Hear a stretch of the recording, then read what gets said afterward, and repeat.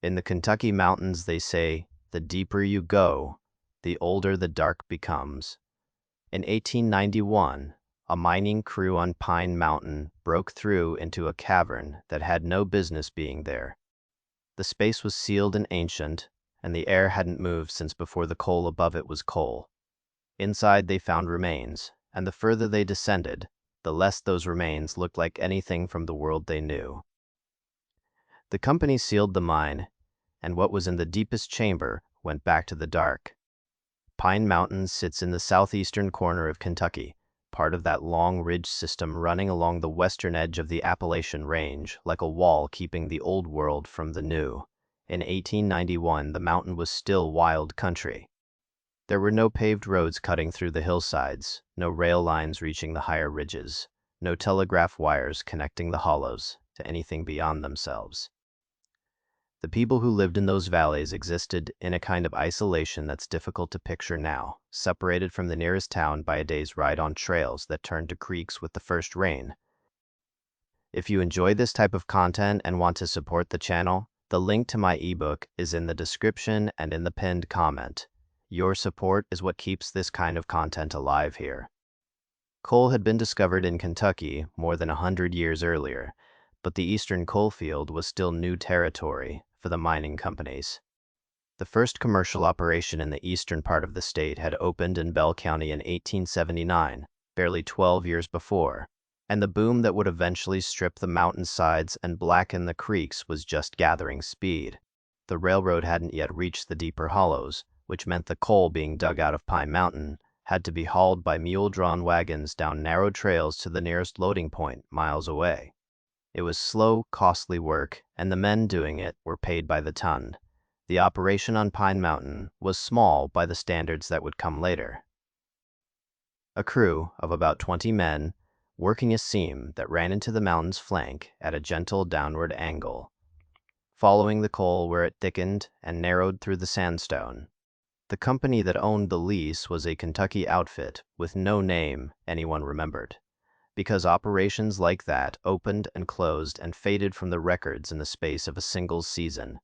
What mattered was the coal, and the coal was there, running in a seam that averaged 3 feet high in most places, which meant the men worked on their knees or lying on their sides, swinging short-handled picks in a space too low to stand in. Hargrove ran the crew. He was a foreman who had worked Appalachian coal since before the eastern Kentucky boom. A man in his 40s with a scar across his left palm from a pick handle that slipped when he was young. He didn't talk much, but he knew the rock and he knew how to read a seam, the way some men read weather, by feel and by the sound the coal made when you tapped it. The men respected him because he went down first and came up last, and because he never sent anyone into a space he hadn't checked himself. Jonah Whitley was the powder man, the one who set the charges that broke the coalface loose when the picks weren't enough. He was quiet in a different way from Hargrove. Quieter, a man who seemed to prefer the company of explosives to the company of people. He'd worked mines in Virginia before coming to Kentucky, and he carried the particular calm of someone who'd been near enough to enough blasts that the fear had burned out of him, leaving something flat and watchful in its place. He mixed his black powder with the care of a man measuring medicine, and he packed his shot holes with a precision that bordered on ritual. The third man who mattered was Amos Trent, a younger miner in his middle 20s, with a strong back and a willingness to go where the older men pointed. He'd grown up in a hollow near the Virginia line and had been working underground for 3 years when the Pine Mountain job opened. He wasn't reckless, but he hadn't yet learned the specific kind of caution that underground mining teaches, through close calls and lost friends. He trusted Hargrove, and he trusted the mountain because he had no reason not to.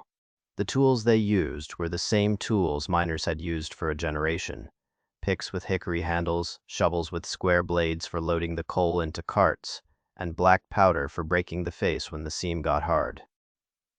The lamps were oil-burning with open flames, the kind that cast a circle of yellow light about 6 feet around, and nothing beyond it. The darkness past that circle was total, the kind of dark that exists only underground, where no light has ever reached and no light is coming. Mules hauled the coal cars on wooden rails, and the ventilation was a shaft at the entrance and a shaft at the far end, and the hope that the difference in temperature between them would keep the air moving. None of them expected the mountain to give back anything but coal, because coal was the only thing the mountain was supposed to hold. What none of them were thinking about, what no one underground in 1891 had any reason to think about, was the geology beneath their feet. Pine Mountain is part of a structure called the Pine Mountain Thrust Sheet, created during the last great mountain building event that shaped the Appalachians, when the crust folded and older rock was pushed over younger rock in a slow collision that took millions of years. The thrust fault means that beneath the coal seams, beneath the sandstone, there's older limestone, and in that limestone, over geological time, water dissolved passages and chambers and cavern systems that can run for miles. Some of those caverns are open to the surface, and some of them have been sealed. Since before anything human walked the land, the mountain didn't advertise what it held. The men cutting into the coal seam had no maps of what was below them, because no one had ever mapped it, and the geological surveys that would eventually describe the thrust fault and the limestone beneath it were decades away. They were working in a dark they could see, swinging picks into rock they could read, and the dark they couldn't see was below them, sealed and still, and older than the coal they were chasing. It happened on a Tuesday in late October, when the seam narrowed to less than 2 feet and Hargrove decided to blast ahead to see if it opened up again. The coal had been thinning for 3 days, the rock getting harder, and the crew was losing money on every shift they spent cutting stone instead of loading coal. Hargrove called Whitley over and pointed at the face. Whitley looked at the rock, looked at the seam, and nodded once, without saying anything.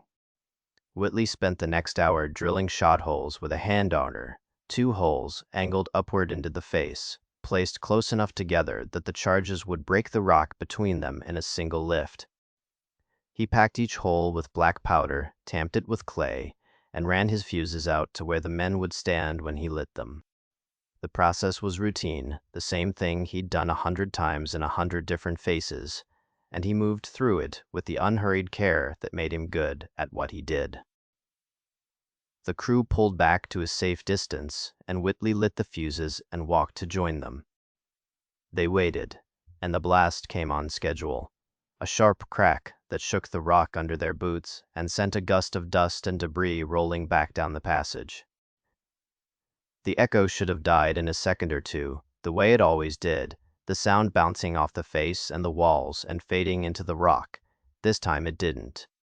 The echo kept going, stretching out, getting thinner, and then it was gone. And the silence that replaced it was wrong. It was too big. The space behind the face had opened up into something larger than a coal seam, larger than a fault, larger than anything a blast should have found. Hargrove went forward first, the way he always did. He walked to the face with his lamp held out in front of him, and the light that should have hit solid rock hit nothing. The face was gone. In its place was a ragged opening about 4 feet across, and beyond the opening was a space that his lamp couldn't reach the walls of. The air coming through the hole was cold, not the cool of underground rock, but a deeper cold, the cold of a place that has never held warmth.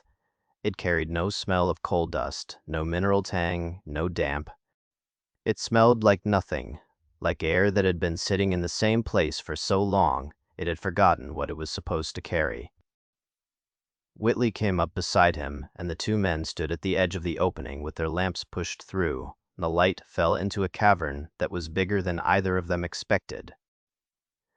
The floor dropped away about 6 feet below the level of the coal seam, and the ceiling was lost above the reach of the lamplight. The walls where the light touched them were smooth in some places and rough in others, and the surface didn't look like the kind of dissolution you get in limestone caves, the rounded, organic shapes that water carves over centuries. Parts of these walls looked like they'd been worked, scraped, or ground down by something that wasn't water. Hargrove climbed through the opening and dropped to the cavern floor. The rock under his boots was dry and smooth, and the cold came up through the soles of his boots like standing on ice.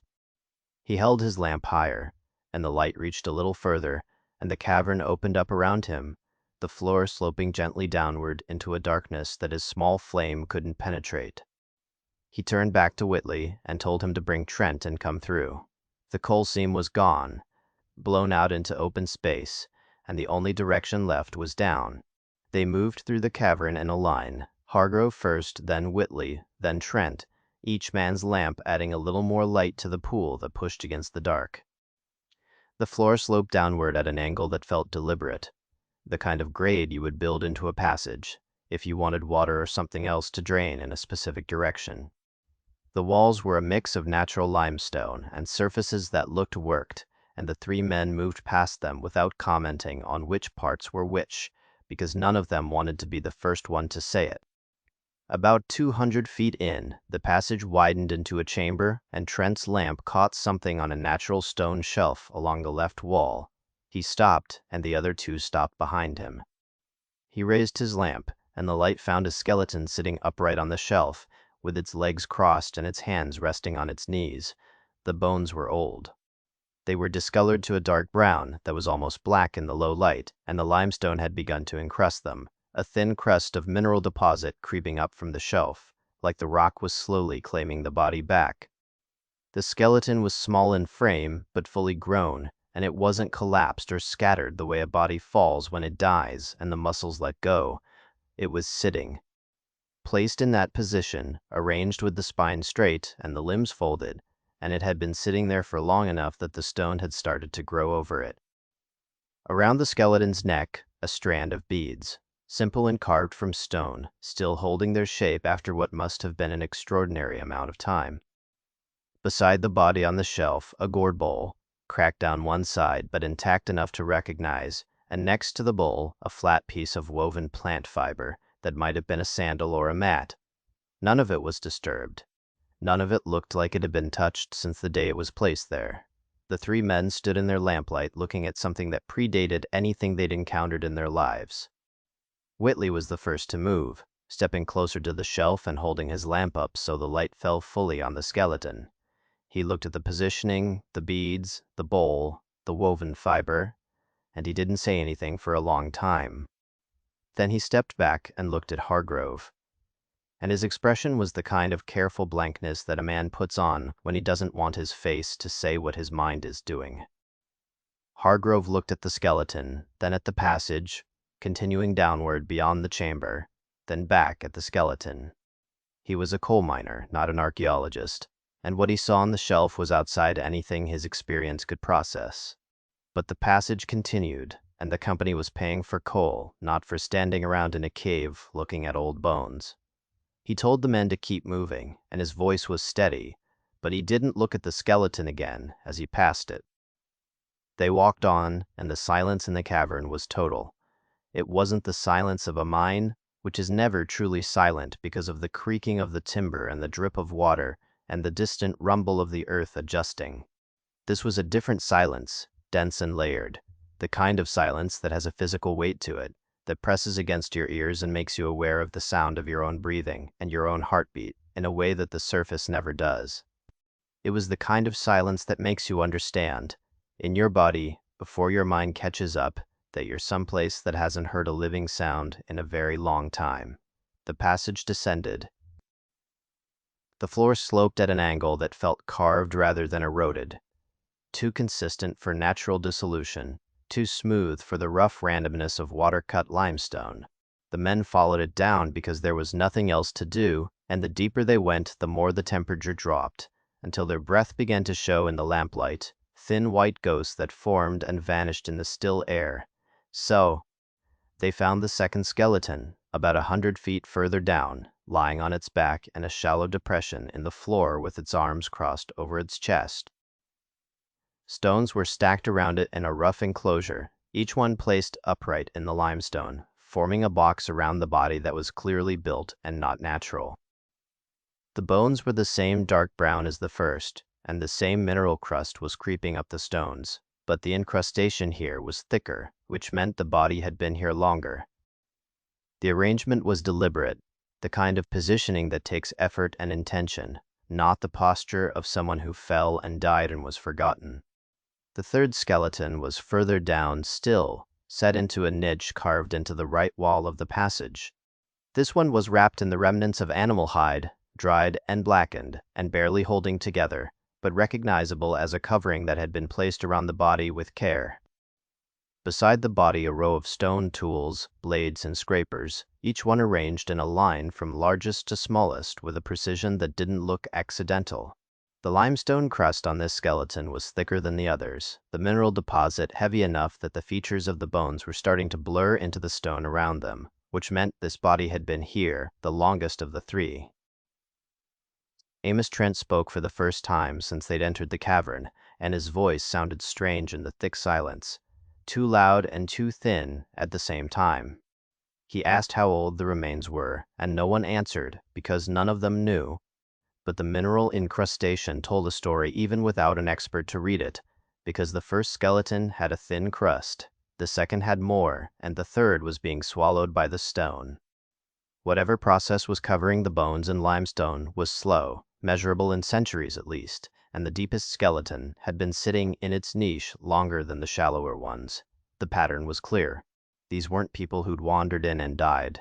They'd been placed here, each one arranged with care and surrounded with objects, and the deeper they went, the older the remains became. It was a progression, a descent in both space and time, and the men were walking through it in the wrong direction, going deeper into something that had been built from the top down. The oldest burials at the bottom, the most recent at the top, like the cavern itself, was a kind of grave that had been filled from the deepest part outward. And the further they descended, the more the cold settled into their clothes and their skin. Not the cold of rock, but something older, a cold that felt like it had been waiting down here for someone to arrive. The lamps began to flicker. The flickering wasn't the steady dimming of oil running low, but an uneven sputtering, the flames jumping and shrinking for no reason that the men could see. The air was still cold, still motionless, but there was something else in it now, a pressure that Hargrove felt in his chest, a tightness that wasn't physical but was no less real for that. He adjusted his lamp, checked the wick, and the flame settled for a moment, then flickered again.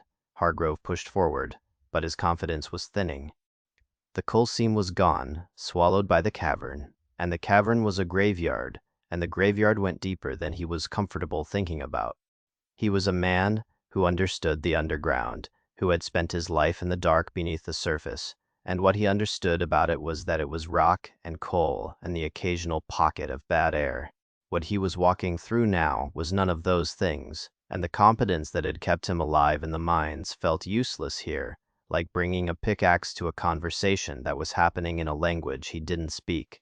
The passage opened ahead into a larger space, and the lamplight caught something on the far wall that made Whitley stop walking. He stood still, his lamp held out, and the flame was steady, for the first time in minutes, as if even the fire knew to be quiet here. Hargrove came up beside him and Trent behind, and the three of them looked at what the light had found, and none of them moved. On the far wall of the larger space there were marks. They weren't the natural striations of water-cut stone or the random scarring of geological process. Carved lines, shallow grooves cut into the limestone in patterns that no one in the party could read.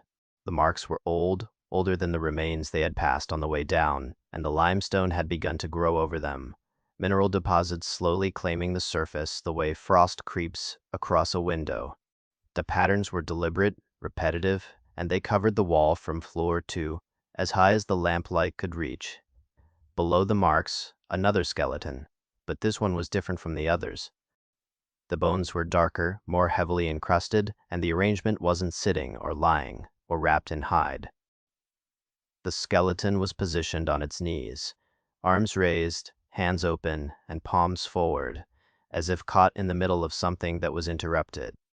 The posture was rigid and specific, held in place by stones stacked around the legs and pelvis, and the body had been fixed in that position before the flesh was gone, which meant someone had arranged the bones while the body was still whole, or had positioned the living person and left them there. The grave goods here were different too. These weren't beads or bowls or woven sandals. Stone blades, a dozen of them, arranged in a semicircle around the kneeling figure, and each one was broken. The blades were snapped cleanly across the middle, the two halves placed side by side, as if the breaking itself was the point. Among the blades, a layer of ash, thin but visible, spread across the floor in a pattern that suggested burning. Not the accidental kind from a dropped lamp, but the deliberate kind, something built and lit and allowed to burn down on purpose. Whitley finally voiced what he'd been holding back since the first skeleton on the shelf. He told them these weren't all burials. Some of them looked like burials, the ones higher up, the ones with beads and bowls, and the careful wrapping of bodies that people do when they're laying their dead to rest. But the ones down here, the kneeling figure with the broken blades and the ash, those look like something else. They look like offerings. They look like things that were placed here on purpose and sealed in and meant to stay. The temperature dropped. It came all at once, not gradually, as if someone had opened a door to a colder place, except there was no door and no draft, and the air was as still as it had been since they entered. Trent's lamp went out. He stood in the dark for a moment, the sound of his breathing suddenly loud, and then he fumbled with his matches and relit the wick, and the flame came back, but it was smaller than it should have been, burning low and steady, as if the oil was thicker than it had been a minute ago. Hargrove called for a rest. The men sat on the cavern floor, their backs against the wall, their lamps between them, casting a small circle of light that the dark pressed in on from every side. They sat in a space that had been sealed before their grandfathers were born, before the first white man crossed the Cumberland Gap, before the coal above them was anything but peat and swamp and ancient forest. They sat, surrounded by the dead, who had been placed here with rituals no one alive could name or understand, and the question that none of them said out loud was the one that sat heaviest in the cold air. If these were meant to stay sealed, then something down there was meant to stay sealed with them. Hargrove stood up and told the men they were going back. The passage they'd come down was behind them, and the cavern with the carved walls was above, and if they moved carefully, they could be back at the mine entrance within the hour. He was done. The coal was gone. The cavern wasn't something he could report to the company in any way that made sense. And what he'd seen in the last hour was enough to fill a lifetime of not wanting to see more. Amos Trent didn't move. He was looking past Hargrove, past the kneeling skeleton and the broken blades, to where the passage continued downward. The air from below was different. This wasn't the dead stillness of the upper chambers, but something that moved barely, a slow rhythm that you could feel on your face if you stood still enough. It was warmer than the air around it, and it carried no smell, but it carried something, a presence that wasn't a smell, and wasn't a sound, and wasn't a draft, but was there, moving against the skin like breath from a mouth you can't see. Whitley walked 3 steps down the lower passage before stopping. He stood with his lamp held low, the flame burning steady and small, and he told them the air was wrong. It wasn't bad, wasn't dangerous, wasn't the sour taste of bad air that miners learn to recognize and fear. It was just wrong in a way he couldn't name, a way that made the back of his neck tighten and his hands want to close around something solid. He turned and looked at Hargrove, and for the first time since the blast, the discipline of the mining operation fractured. Hargrove wanted to leave. Trent wanted to see what was below. Whitley stood on the edge between the two, his lamp throwing light down the passage and up into the chamber, and the 3 of them stood there in the cold and the silence, and made a decision that none of them would be able to explain later, because the thing that made them go deeper wasn't curiosity and wasn't courage. It was something else, something that came up from the passage below like the warm air, and it pressed against the part of the mind that makes decisions, and it bent it, gently, in the direction of down. They went deeper. The passage narrowed, then opened again, and the limestone gave way to older stone that was darker and denser, a rock that none of them recognized from their mining experience. The walls here were covered in the carved marks, continuous patterns running from floor to ceiling, covering every surface the lamplight could reach. The marks were different from the ones in the chamber above, denser and more complex, and they seemed to follow a system that repeated and built on itself, like a language that had been growing more elaborate the deeper it went. The remains here were different. The bones weren't the dark brown of the upper skeletons or the mineral-encrusted gray of the middle ones. They were black, as if burned or stained by something in the stone itself, and the black was uniform, not the mottled black of fire damage, but an even deep coloration that went into the bone, as if the material of the skeleton itself had been changed. The arrangements were more complex than anything above. Bodies positioned in relation to each other, not alone, not individual burials, but groups, arranged in patterns that suggested a relationship between the figures that went beyond simple placement. One skeleton was kneeling, facing another that lay prone on the stone floor, and around both of them, a circle of small stones, each one split cleanly in half. The split stones were arranged with the flat sides facing inward toward the prone figure, and the two halves of each stone were placed exactly parallel, as if the direction of the split mattered. The precision was unsettling, because it implied intention at a level of detail that goes beyond ritual and into something more specific, a set of rules that someone had followed with absolute care. The rules were about something that the men standing in the lamplight had no framework to understand. The men didn't speak. The lamps cast less light here, as if the dark was thicker, something denser than mere absence, something that absorbed the flame's output and gave back less. The silence had a texture to it, something that touched the skin, and the three of them moved through it in a tight line, close enough to touch each other's shoulders, because the proximity was the only thing that felt solid in a place where nothing else did. The passage opened one final time, and the opening was different from the others. It was wider, and the air that came through it was warmer still, and it moved with that slow, steady rhythm that wasn't a draft and wasn't a breath, but something in between. The lamplight reached into the space beyond and found the walls, and the walls were far apart, and the ceiling was above the light, and the floor was smooth and flat, and continued into a space that was larger than any chamber they had passed through. All three men stopped where they stood. The final chamber was the largest by far. The ceiling was lost in the darkness above the reach of the lamplight, a black void that the small flames couldn't touch, and the walls were 30 feet apart on either side, the stone smooth and covered in the carved marks that had been following them down the passage.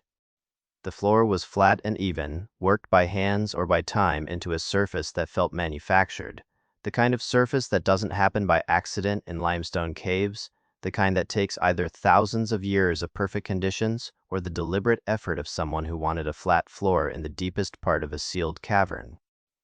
In the center of the chamber there was a formation. It wasn't stalactites or stalagmites or flowstone or anything the men had seen in the occasional natural caves that mining breaks into.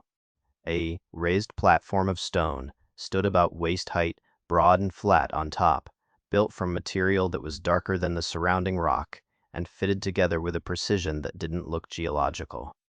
The platform was solid and heavy and old, and it sat in the middle of the chamber floor like an altar in a cathedral that had never seen daylight. On the platform, a collection of skeletons was arranged in a pattern that no one could look at without feeling something tighten behind their sternum. They were positioned in a circle, facing outward, arms extended toward the walls of the chamber, as if guarding against something coming from the dark beyond the lamplight, or guarding something within the circle. The bones were black, the same deep, uniform black as the remains in the passage above, and they were old, older than anything the men had seen, the mineral incrustation on them so thick that the skeletons looked like they were emerging from the stone rather than sitting on top of it. Inside the ring of bodies, there was nothing. Empty space on the platform, a circle of bare stone, about 2 feet across, but the stone inside the circle was different from the stone outside it, darker, stained, or changed by something that had been there and was gone, or by something that was still there in a way that the eyes couldn't see and the lamps couldn't light. The darkness inside the circle was a different quality from the darkness of the chamber, deeper and more absolute, and looking at it produced a sensation in the men that wasn't fear exactly, but was closer to the feeling of standing at the edge of a drop that you can't see the bottom of. Around the platform, the floor was covered in a fine layer of ash, gray and soft, disturbed only by the footprints the men had left coming in. Among the ash fragments of bone too small to identify, pieces the size of pebbles and smaller, scattered across the surface in quantities that didn't match the number of bodies on the platform. Someone or something had been crushed or burned here in amounts that went beyond what the visible remains could account for. The ash was the residue of whatever had happened, settled into a layer that covered the entire chamber floor, like a gray snowfall that had been lying undisturbed for longer than the coal above had been coal. The air in this chamber moved. It wasn't a draft, wasn't the slow breathing rhythm from the passage, but something else, something that had its own pace, slower than breathing, slower than any air movement the men had ever felt. It moved in and out, with a regularity that was too measured to be natural, and the lamps dimmed and brightened in time with it, the flames shrinking and growing as the air shifted, as if the fire was responding to something in the atmosphere that had nothing to do with oxygen or temperature or any physical process the men understood. Whitley set his lamp on the ground. He turned and walked back toward the passage without a word, his footsteps crunching in the ash, and he didn't look back at the platform, or the circle of skeletons, or the darkness inside the ring. Trent followed, his lamp swinging, the light jumping across the walls and the carved marks and the ash. Hargrove stood alone for a moment, looking at the circle of the dead, with their arms reaching toward the walls, and the empty space inside the circle that was darker than the dark around it, and the ash on the floor that had been there since before anything he knew existed. Then he followed the others out. No one spoke on the ascent. The passage, the chambers, the remains, the carved marks, all of it passed behind them in the thin light of their lamps, and the cavern breathed at their backs, slow and steady and patient, the way it had been breathing for longer than the men could reckon. They climbed through the chambers without stopping, past the kneeling skeleton with the broken blades, past the wrapped body in the niche, past the stone-enclosed figure on the floor, past the sitting skeleton on the shelf with its beads and its gourd bowl. Each layer they climbed through was older than the one below it, and they were moving up through time, away from the deepest thing, and the deepest thing let them go. They came out of the mountain changed, and the change wasn't the kind that shows on the surface. Whitley didn't speak for 2 days after they emerged, and when he did start talking again, it was about ordinary things, the weather, the food, the state of the trail, and he never mentioned the cavern or anything in it. Trent developed a cough that the camp doctor couldn't explain, a dry, persistent sound that got worse at night and didn't respond to any of the remedies the doctor had on hand. He told the doctor he'd breathed bad air underground, and the doctor gave him a tonic and told him to rest, and the cough didn't get better. Hargrove filed a report with the company that was deliberately vague. He described the cavern as unstable, the roof compromised, the air quality poor, the coal seam gone. He recommended that the section be abandoned and the operation shifted to a different part of the mountain. He didn't mention skeletons, carved marks, ash, or anything else that he and the other 2 men had seen. The report was the kind of document that a foreman writes when he wants a mine closed, without having to explain why, and the language was careful and professional and told the truth about nothing that mattered. The company sent an engineer to assess the situation. The engineer was a young man from Lexington, with a degree and no underground experience worth mentioning, and Hargrove took him to the entrance of the cavern and let him go in with a lamp. The engineer went about 100 feet to the first chamber, and his lamp found the skeleton sitting on the shelf, with its legs crossed and its hands on its knees. The engineer stood there for a moment, looking at the beads and the gourd bowl and the mineral crust creeping up the bones, and then he came back out. He didn't go further. His report, which Hargrove didn't see but which was conveyed to him in a brief conversation with the company man, recommended permanent sealing of the entire section. The company didn't contest it. Within a week, the mine entrance was sealed. Timber cribbing was built across the opening, stone was packed against it, and rubble from the surrounding hillside was backfilled over the whole thing until the entrance was gone, buried under tons of rock and dirt that made it look like any other part of the mountainside. The company pulled the equipment, paid the men their wages, and dismissed the crew. No public record was filed regarding the cavern or its contents. The operation shut down the way small mining operations did in those days, quietly, without ceremony, the paperwork disappearing into the kind of bureaucratic silence that was easy to achieve in 1891 in a part of Kentucky where the nearest government office was a long ride over bad roads. The men scattered. Whitley left Kentucky entirely, gone to Virginia or maybe further west, and the men who knew him lost track of him within a few months. Trent stayed in the region, but never went underground again, taking work on the surface at a sawmill in the next county, and the cough stayed with him for years, a sound that the people around him got used to the way you get used to the sound of a dog barking or a rooster crowing, something that's just there.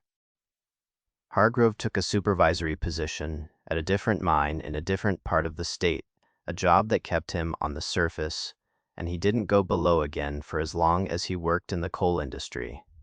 What they saw in the deepest chamber became something they didn't discuss. The few times it came up years later between Hargrove and Trent, it was in fragments and half-sentences, the kind of conversation that starts with one man saying something about the dark and ends when the other man looks away and changes the subject. The cavern, the remains, the circle of skeletons on the platform, the darkness inside the ring, the ash on the floor, the air that moved on its own rhythm, all of it went into a silence that was different from the silence of the cavern but was heavy in the same way. Point. A silence that had weight and texture, and that settled over the story the way the limestone crust settled over the bones. The mountain went quiet again. The sealed entrance grew over with brush and vine, and the slow return of the forest, and within a few seasons there was nothing on the surface to show that anyone had ever cut into that part of the ridge. The coal seam that had led them there remained unmined, running into the mountain's flank, untouched, and the cavern below held what it had always held, sealed beneath the thrust fault, beneath the sandstone, beneath the coal, beneath the mountain that was never asked if it wanted to be opened.